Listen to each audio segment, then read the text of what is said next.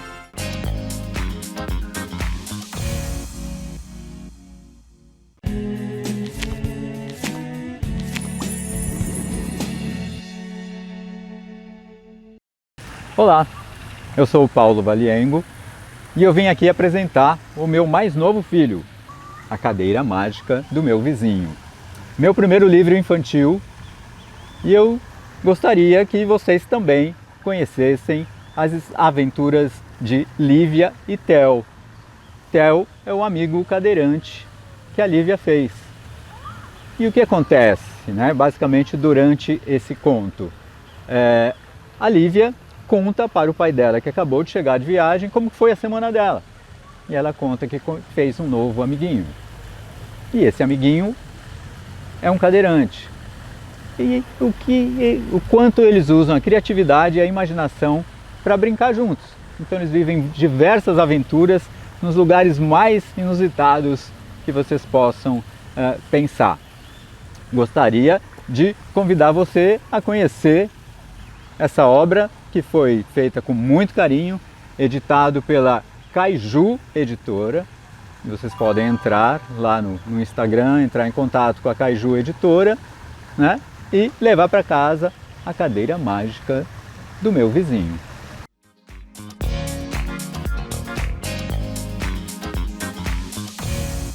Nos tempos dourados do cinema, a cidade de Santos chegou a ter mais de 40 salas de exibição.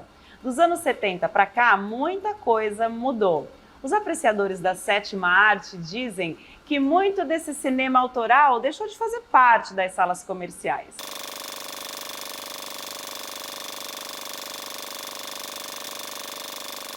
Primeiro, eu acho que há um erro de definição quando a gente pega uma parte do cinema que é feito no mundo e chama ele de cinema de arte. É um termo que nem se usa mais, porque o cinema por si só, quando ele surge como um experimento, como ciência, como entretenimento, né? Os irmãos Lumière ou Thomas Edison em feiras de ciência ou em circo, passar aqueles filmetes e tal.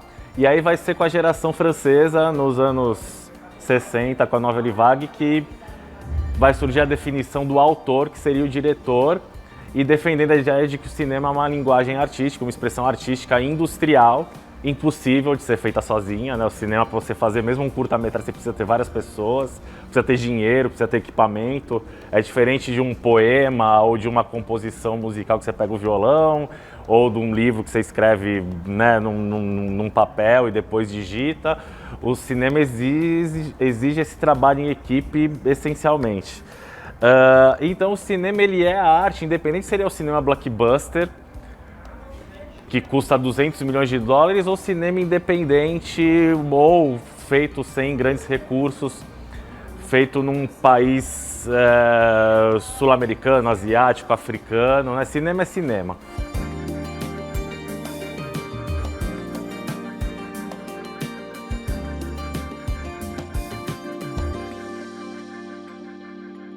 Eu acho que o cinema autoral e o cinema chamado de arte, ele nunca deixou de existir, né? Na verdade, o que a gente está vendo agora, e também por conta da pandemia, é nas salas de cinema uma corrida atrás do prejuízo. Então é óbvio que as salas de cinema vão querer lotar as suas salas com blockbusters.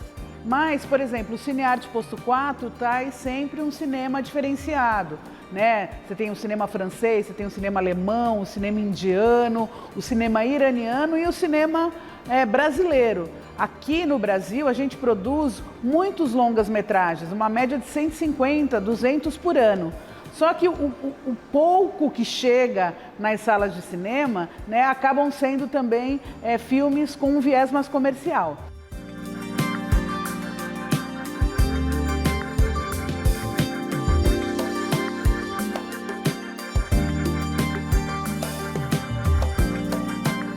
Por exemplo, os filmes de faroeste espaguete, que foi uma onda, que nem hoje tem os filmes de super-herói, nos anos 80 tinha os filmes de ação, de exército de homens só, com Stallone, com Schwarzenegger.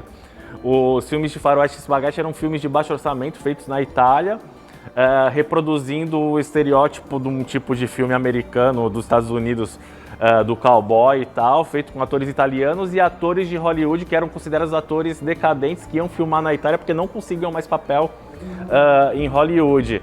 E na época as pessoas também diziam que o público estava emburrecendo, que era um tipo de filme muito popular, que era filme mal feito, e hoje muitos desses filmes são considerados grandes filmes da história do cinema. Há grandes diretores, compositores, aí você vai pegar desde o Sergio Leone, Ennio Morricone, e faziam o faroeste spaghetti, né, o western spaghetti. Por conta dessa invasão hollywoodiana nas salas de cinema que a gente está vendo agora, né, os filmes de heróis, os filmes de terror, as comédias, a gente tem também um viés muito importante que é a formação de público. A gente precisa formar o público, a gente precisa fazer com que as plateias vejam coisas diferentes.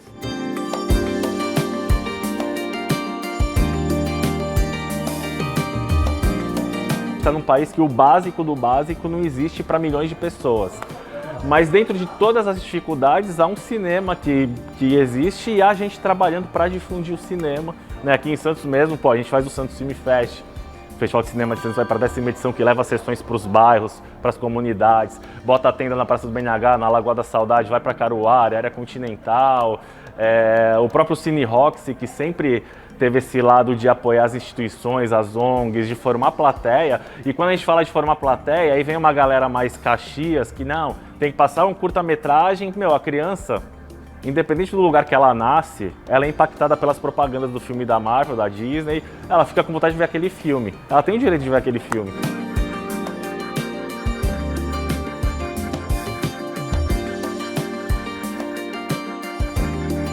Aqui em Santos, a gente tem o que a gente pode chamar de cinema autoral, sim. A gente tem uma grande produção cinematográfica, não só na cidade, mas como na Baixada Santista inteira. A gente tem o MABS, o Movimento Audiovisual da Baixada Santista. E nesse movimento, a gente tem aí agregado vários cineastas, várias cineastas, muita gente produzindo, principalmente na área do curta-metragem. Mas a gente já tem alguns longas feitos aqui. Então, o que eu acho que é importante, né? A gente pensar que Santos é uma cidade de cinema, com um selo outorgado pela Unesco, mas que acaba agregando a produção de toda a Baixada Santista. E a gente está vendo cada vez mais essas produções acontecerem. Uma outra coisa que é importante também é a gente destacar os festivais de cinema, né? O Santos Film Fest, que é um festival internacional, a gente tem o Curta Santos, que é um festival, talvez o festival um dos mais antigos aqui da região, né? 21 anos de existência. Então, a gente tem nesses lugares, né, a melhor vitrine daquilo que é feito na Baixada Santista, e o que a gente pode dizer é que realmente é um cinema diferenciado. É um cinema que faz com que as pessoas entendam um pouco o pensamento caiçara, o pensamento da Baixada Santista.